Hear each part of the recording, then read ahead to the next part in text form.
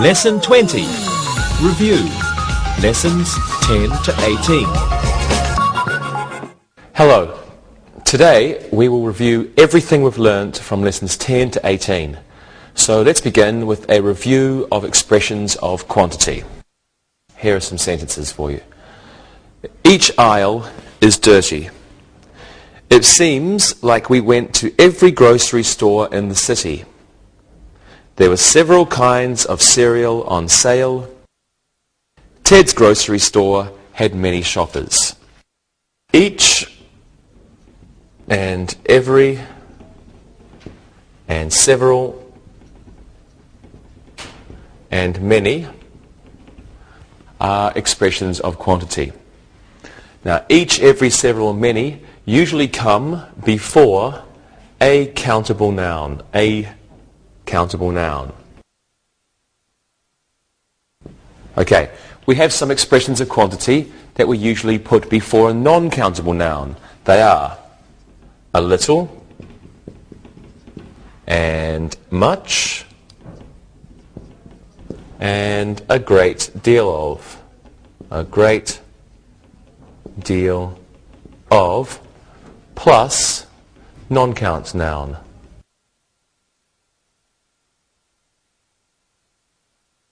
And some examples of these expressions are: there was a great deal of noise in the store. Okay, now some expressions of quantity can come before countable and non-countable nouns. And these are most and all and a lot of and plenty of. Plenty of, and these are count or non-count noun. Have a look at these examples. There were plenty of shoppers at the store. There was plenty of traffic in front of the grocery store. Plenty of shoppers, countable. Plenty of traffic, uncountable or non-countable. Okay, let's practice. We've got a lot of review to do today. Let's start with expressions of quantity. Lewis, do you enjoy the grocery store? If there are lots of beautiful women. Same old Lewis. Rosa, how about you? We never have much rice or sugar at home, so I always have to go. I guess I must like it. Okay, good. And Monica? Each time I go to the grocery store, there are lots of people, and I don't like going very much. Okay, very good. Thank you very much, everyone. Let's do a little look and listen. Look and listen. It costs $1 for an apple. Every deli smells the same. We should go to a couple of grocery stores. A number of shoppers were angry at the prices. Read and repeat.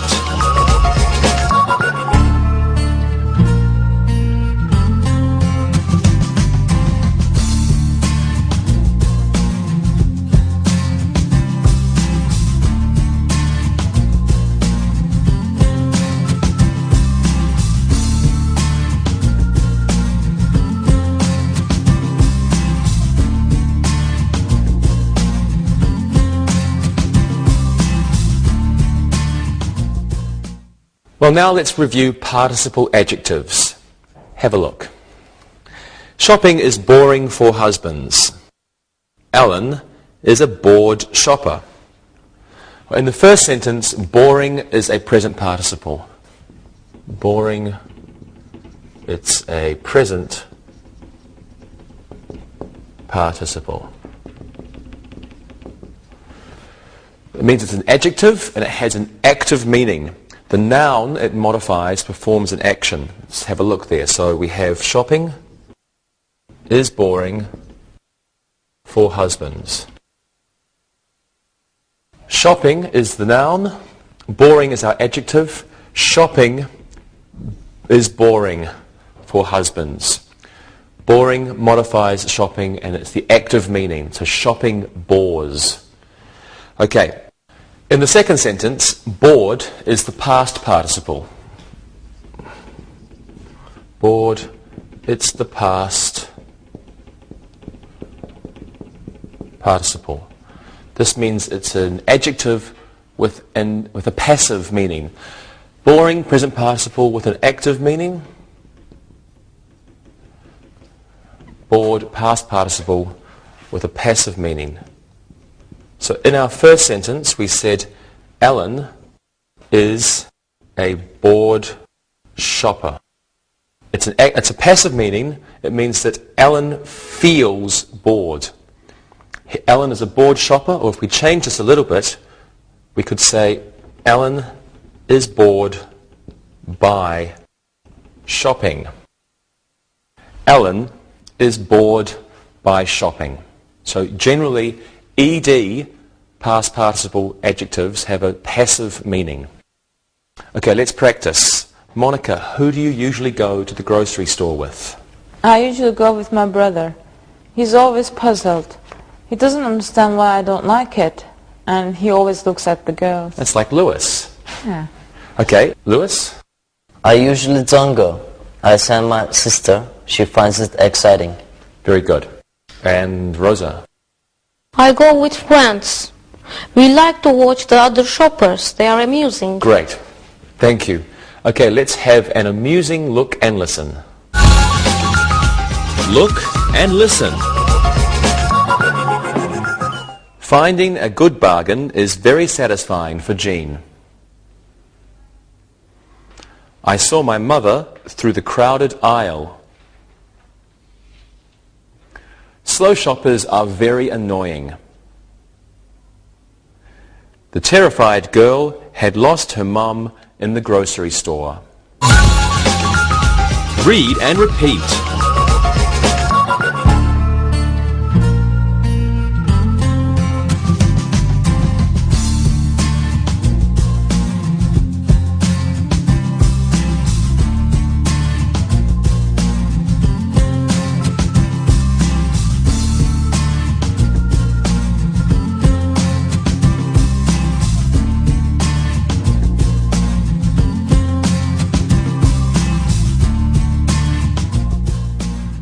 Okay, well now let's review different adjective endings called suffixes. An adjective can end with O-U-S, pronounced is. For example, it is dangerous to shop with a lot of children. An adjective can end with A-L, pronounced ul. The shoppers were playing musical chairs with their shopping carts. An adjective can end with I-V-E, pronounced iv. Tess is an attractive shopper when she dresses well. An adjective can end with A-B-L-E, which is pronounced ibble. For example, Liz never feels comfortable in that grocery store. And an adjective can end with F-U-L, which is pronounced full. Some of the stock boys aren't careful when they stock fruit in the produce section. There's one more. An adjective can end with L-E-S-S, which is pronounced less. I hate thoughtless grocery store managers. Now this one usually means without. So thoughtless is without thought, or not thinking. Let's practice. I'm getting tired of grocery stores. What do you think of them? I hate the thankless managers. They are rude. If we don't shop at the stores, they will close. You're right. And what do you think, Rosa? I don't like the awful music that they play. It's not enjoyable. I agree. And Monica? I don't like going to the same store all the time. It's monotonous. Good word. Good word. Monotonous. Okay. Thank you very much, everyone. And now it's time for another wonderful look and listen. Look and listen. Unfortunately, food shopping is vital. The food in this store is hardly affordable. The massive grocery store had hundreds of shoppers. The thoughtful shopper let the elderly woman go in front of her in the long line. Read and repeat.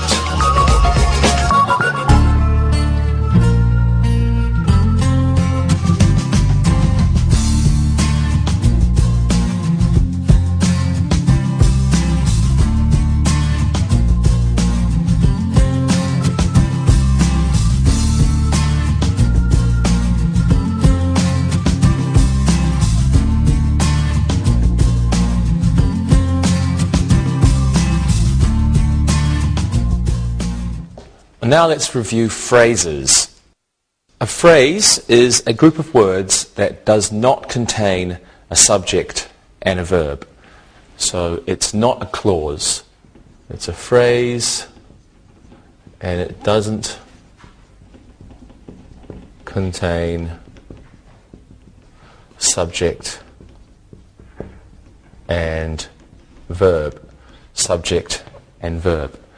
Okay, a phrase can be used as a subject, as in this sentence, the children's slide was broken. Well, in this sentence, the phrase, the children's slide, is the subject.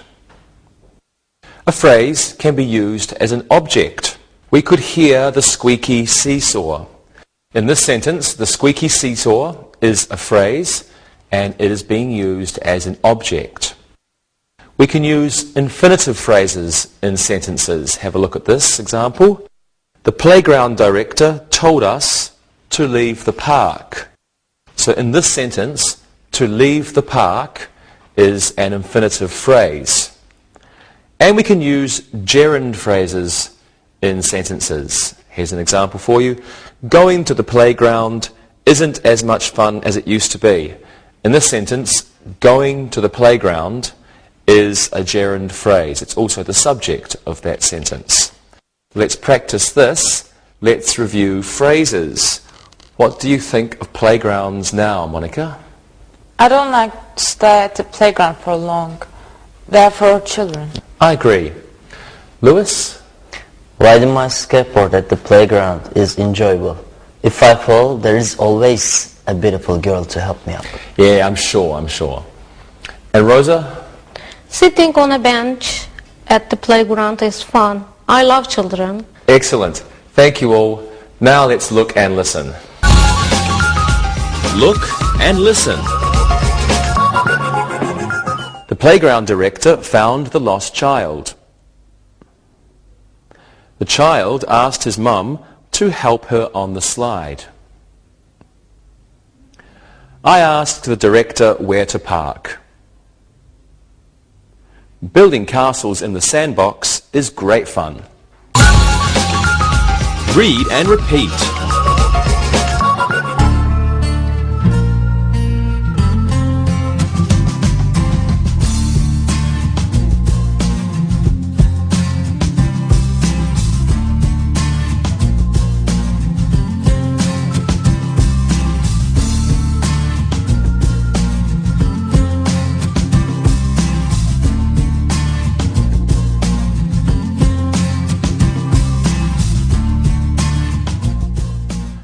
Well, now let's review noun clauses. A clause is a group of words that contains a subject and a verb. So it's different from a phrase. A clause contains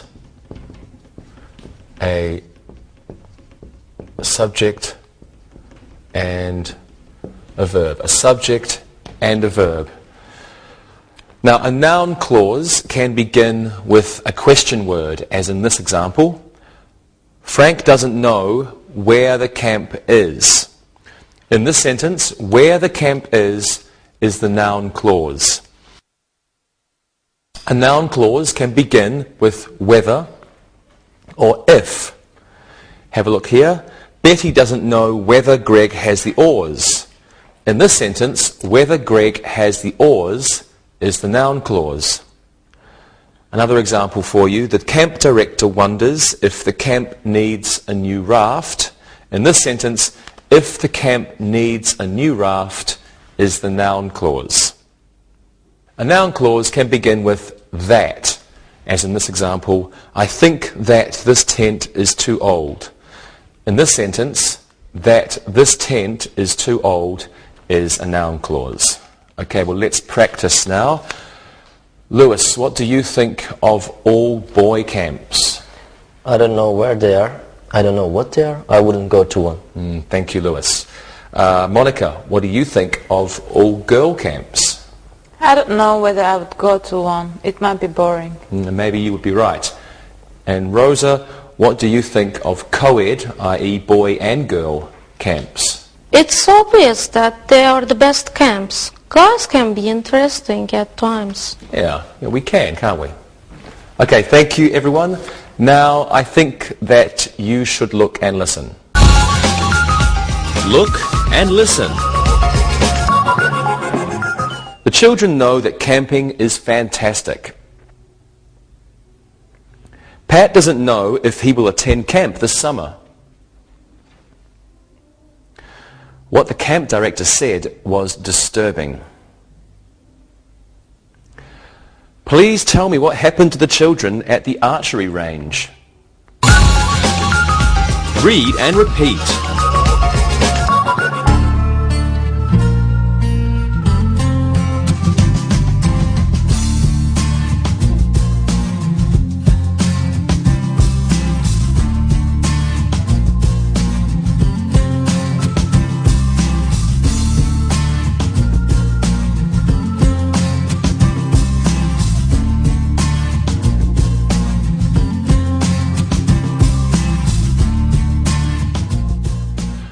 It's time to review reported speech. Now, reported speech reproduces the idea of another person's words. They give us the ideas, but not the exact words. In reported speech, there are changes in verb tense. Please have a look at these sentences. Quotation, the doctor is in. Reported speech, the nurse said the doctor was in. Now, when the verb in the main clause is in the past tense, the verb in the noun clause is in the past tense. So the reported speech was, the nurse said the doctor was in. We have the main clause here. The nurse said. The verb is in the past tense. So in the noun clause, this verb must be in the past tense. Past tense verb, past tense verb. There are changes in modal auxiliary verbs. For example, quotation, the doctor can't go. Reported speech, Gail said the doctor couldn't go. Quotation, the nurse will bring a cotton swab. Reported speech, he said the nurse would bring a cotton swab. There are changes in commands. Quotation, let's go to the doctor's office tomorrow. Reported speech, they said we should go to the doctor's office tomorrow. There are changes in pronouns and adverbs. The quotation is, the doctor said, I need your help.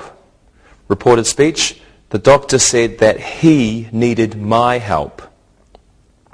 Quotation, the nurse said, I need them now.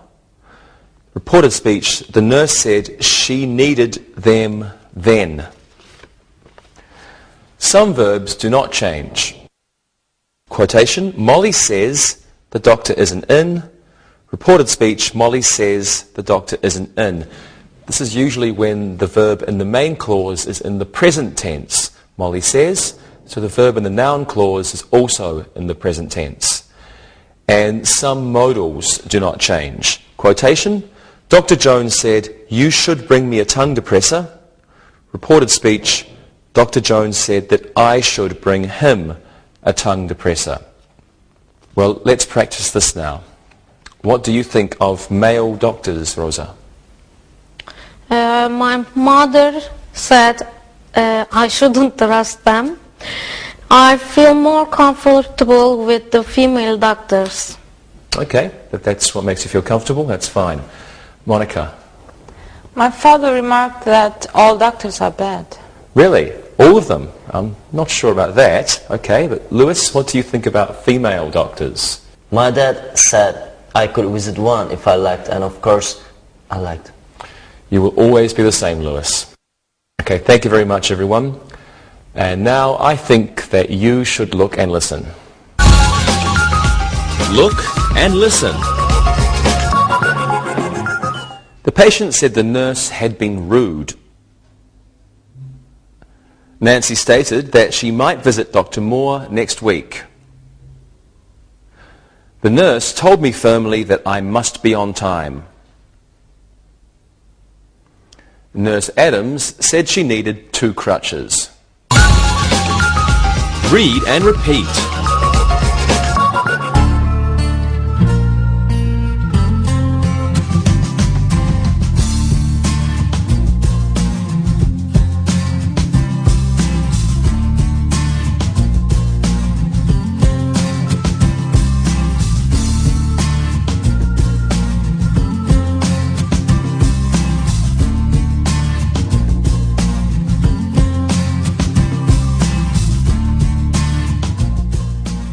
And now let's review adjective clauses. An adjective clause is a clause that modifies or describes a noun or a pronoun.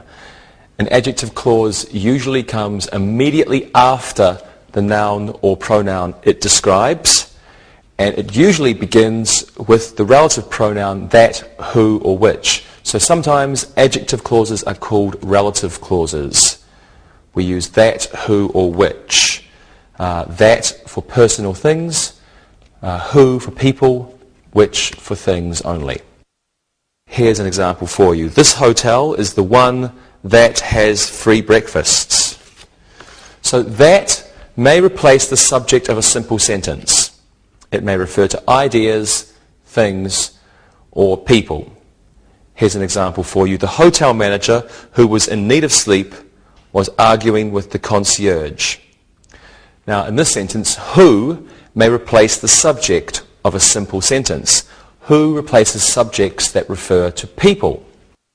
That elevator, which is used by hotel employees only, is being repaired. Which may replace the subject of a simple sentence. Which may replace subjects which refer only to things or only to ideas, so not people. Let's practice this. Have any of you stayed in a hotel recently? I stayed in a hotel last week. It was the hotel that just opened. I know the one. I know that one. Monica? I don't like hotels, and I don't know anyone in my family who would like to stay in a hotel. I think it's fun. Lewis? My aunt is a concierge at a hotel in Lisbon. It's a hotel which has an indoor pool. I'd like to stay there. I like indoor pools too. Thank you, everyone. Now please look and listen. Look and listen. This hotel uses beds that are made of brass. I'm staying with my friend who has a free night at the Holiday Inn. The lobby was full of chairs which needed repair. Michael is a hotel manager who gets frustrated easily. Read and repeat.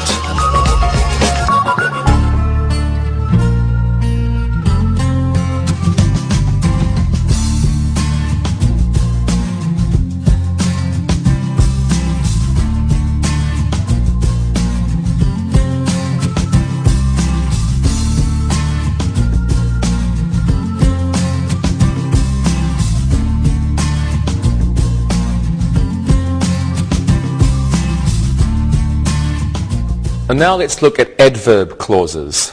An adverb clause is a dependent clause. Remember, clause has a subject and a verb. An adverb clause, it's dependent. It's a dependent clause. A dependent clause needs a main clause. It cannot be just on its own. It needs to have a main clause. Now, the adverb clause modifies a verb and they begin with certain words. There are adverb clauses of time. And adverb clauses of time begin with words such as after, or when, or before. Here are some examples for you. After the elf left, the fairies went to work. When the giant appeared, the helpless children ran for their lives. The drawbridge had already been lowered when the dwarves arrived. There are also adverb clauses of purpose, of time, and adverb clauses of purpose. These begin with so that. They tell us why something happened. Here's an example for you. Robin Hood robbed the rich traveller so that he could buy a ring for Maid Marian. There are adverb clauses of cause. And these clauses often begin with because. In fact, they do begin with because and since. Here are two examples for you. The soldiers couldn't enter the castle because the moat was full. And since it was raining, the fairies had to wait to fly out of the forest. There are adverb clauses of condition.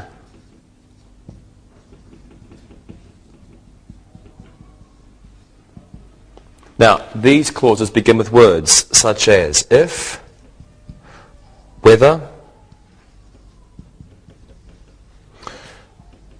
or not, even if, in case, in the event that,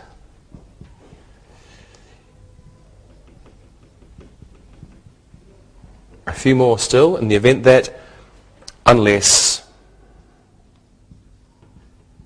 and only if. So quite a few for the adverb clauses of condition.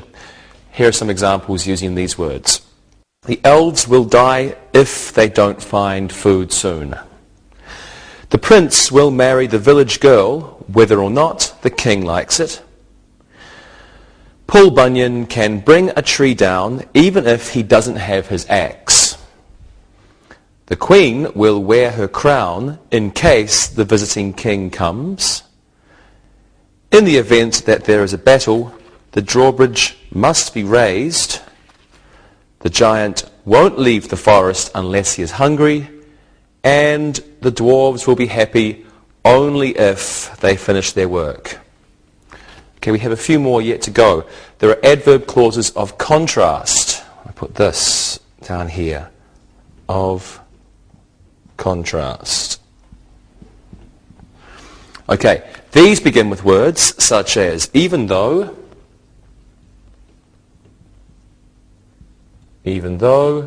and although, and though. Okay, here are some examples for you now. Even though the prince was disappointed, he still went to his brother's wedding. Although it was snowing, the dwarves were still able to make 20 gold rings. Though the king was angry, the queen went alone to the meadow to pick flowers. And in these clauses, these words all have the same meaning. And finally, we have adverb clauses of direct contrast. Of direct contrast. Okay, and in these clauses, we use the words while or whereas. And whereas, how do I spell that? E-A-S. Okay. These words give the meaning of two opposite conditions or events happening. Here's an example.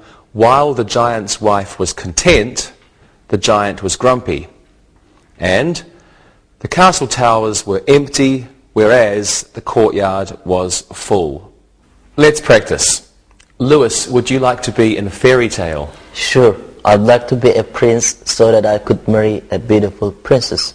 Great, okay. Monica? I would be in one only if I could be a fairy. They're so cute. Yes, they are. And Rosa? Even though it sounds like fun, I don't think so. There are too many dangerous people. That's true. Thank you all. And now, because you want to improve your English, you will look and listen.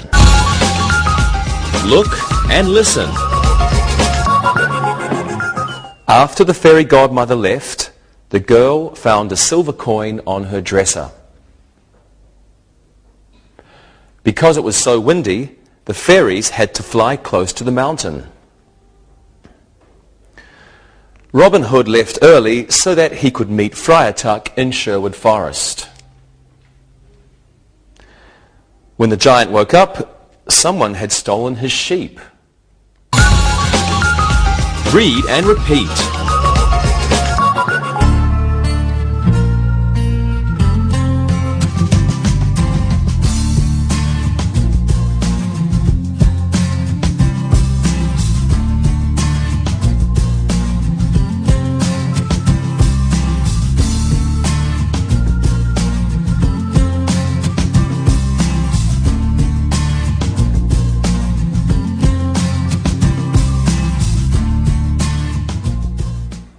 Let's finish our review with a look at phrasal verbs. A phrasal verb is a verb which is followed by a preposition, and there are several kinds of phrasal verb. So we have a phrasal verb. It is a verb plus a preposition. And there are several kinds. One kind is the inseparable phrasal verb. The preposition has only one possible position in the sentence, and this is after the verb. Please take a look. Robin doesn't care about diving. We will leave for the atoll in 20 minutes. Penelope should sit down and listen to the diving instructor. Okay, in each of those sentences, the preposition comes immediately after the verb, and in those phrasal verbs, it must always come immediately after the verb. Some phrasal verbs can have a noun or a pronoun between the verb and the preposition. Here are two examples of these types. Can you ask someone for information about diving in the Red Sea? Janet needed to help Anne with her tank. There are also separable phrasal verbs. With these types of verbs, a noun object may come after the verb and preposition or in between them. Some examples. Royce called up the diving instructor, or Royce called the diving instructor up. Alice tried her new flippers out yesterday, or Alice tried out her new flippers yesterday. Let's practice. I know you all love to swim. Would you like to go diving, Monica? I talked this over with my father once, and he said that snorkeling was good enough for me. I see. Lewis? If I could pick out a model to go with me in a pink bikini. Yes, you really are something, Lewis. Okay. Rosa? Sure. I would need a diving instructor to watch over me. I don't want to confront a shark alone. Yeah, I agree. Thank you, everyone. Now, please look and listen. Look and listen. The man was taking care of the injured snorkeler. Rita borrowed a flipper from her sister. That diver looks like the creature from the Black Lagoon. Alvin dropped by to pick up his oxygen tank. Read and repeat.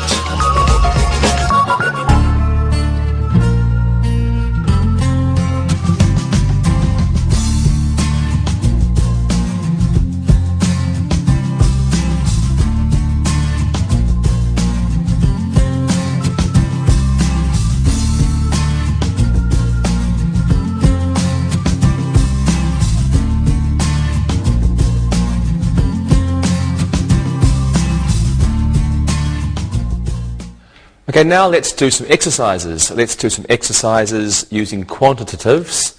Can you please fill in the blanks with the correct expression of quantity? Lewis, go first.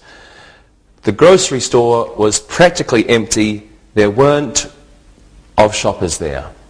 The grocery store was practically empty. There weren't a lot of shoppers there. Excellent. The grocery store was practically empty. There weren't a lot of shoppers there. Monica, this one is for you.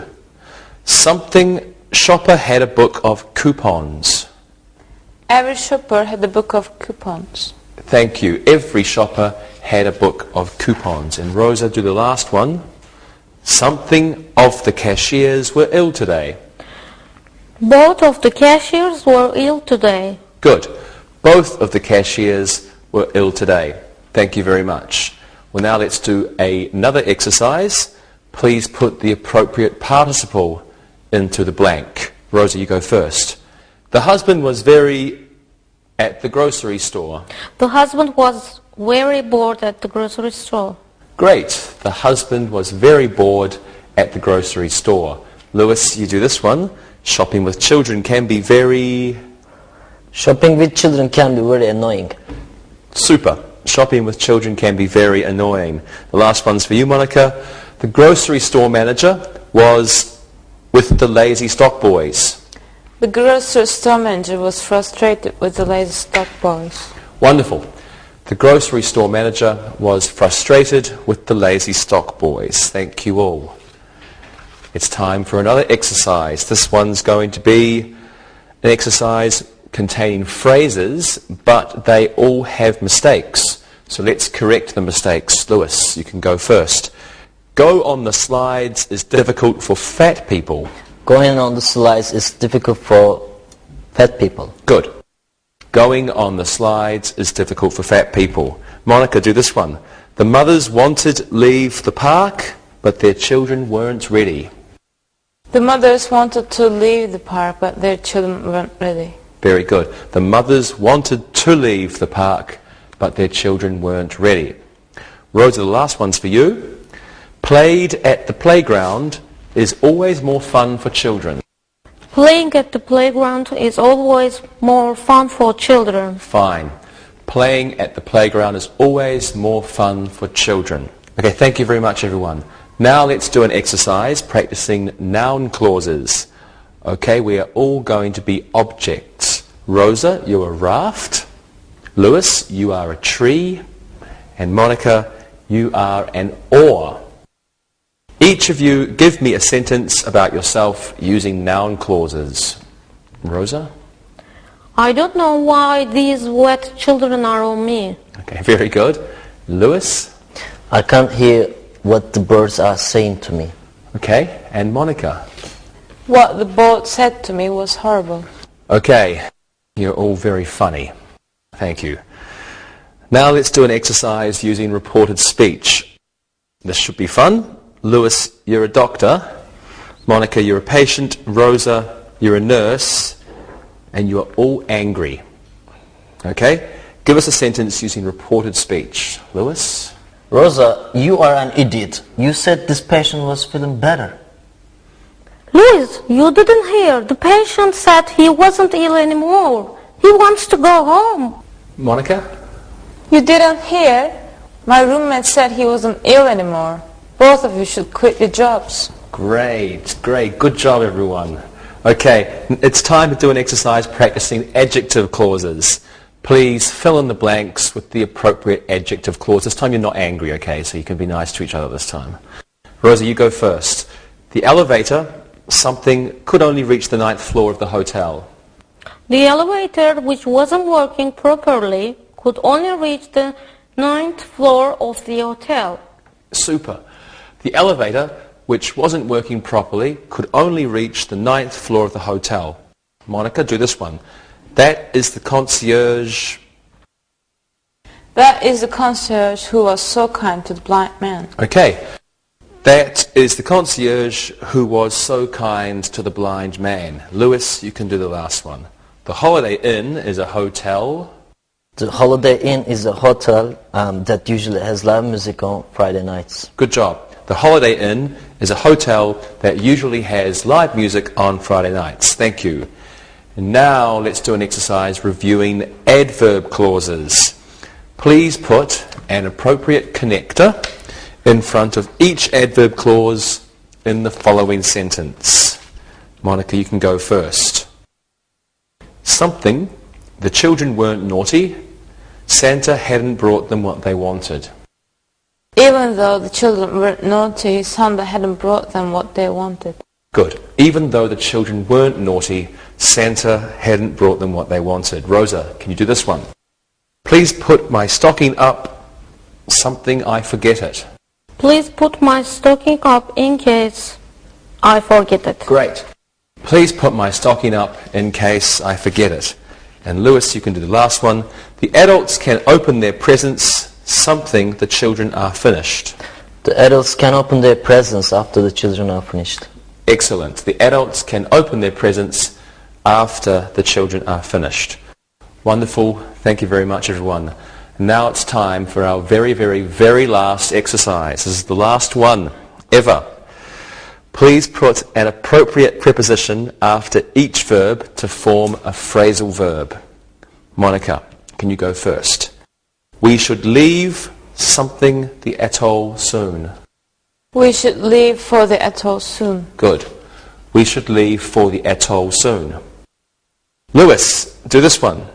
Did you pick a new mask? Did you pick a new mask out? Very good. Did you pick a new mask out? And Rosa, the very last one is yours. I hope you will come something to visit me. I hope you will come back to visit me. Of course I will. You are the very best. Thank you, everyone. And now it's time to listen and write. Listen and write. Now listen and write these sentences. Number 1. Every aisle was full of shoppers. Number 2. They had some interesting sales at the new grocery store. Number 3. I don't understand why the campers aren't here yet. Number 4. The little girl felt uncomfortable pushing the shopping cart.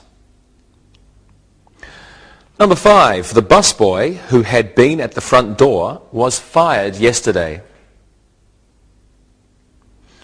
Number 6. The nurse said that the patient had to wait.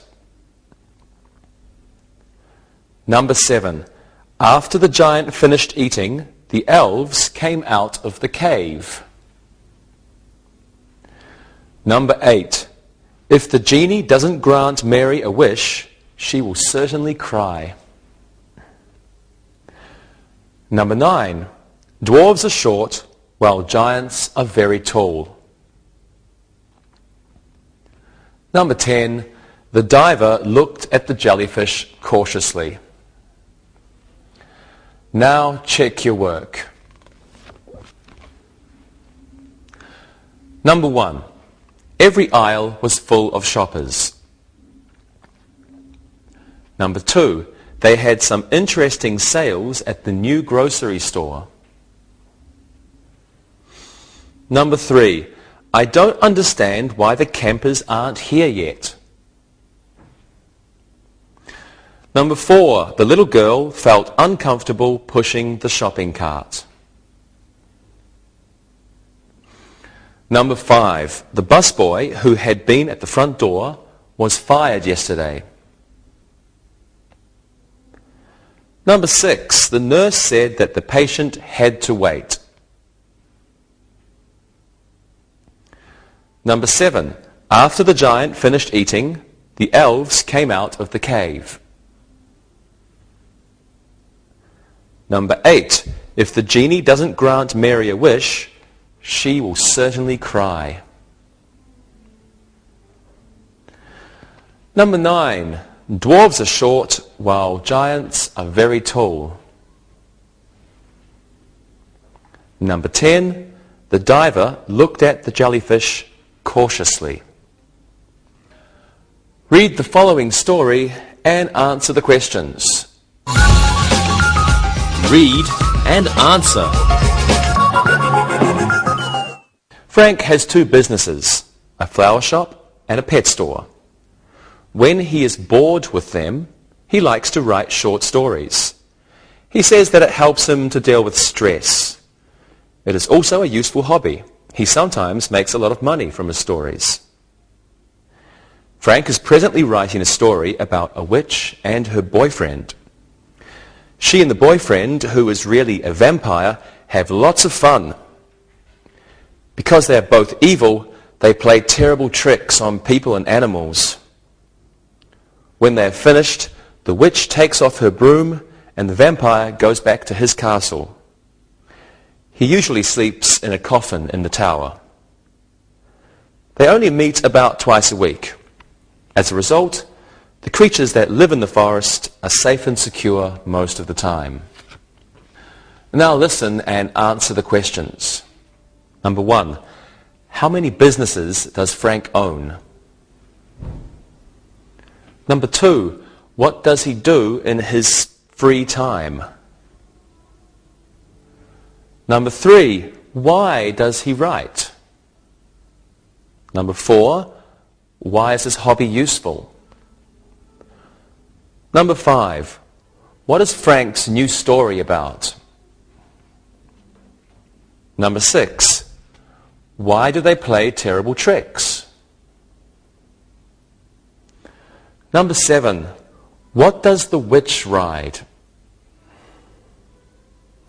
Number 8, where does the vampire usually sleep? Number 9, how often do the witch and her boyfriend meet? Number 10, do the creatures in the forest feel safe and secure most of the time?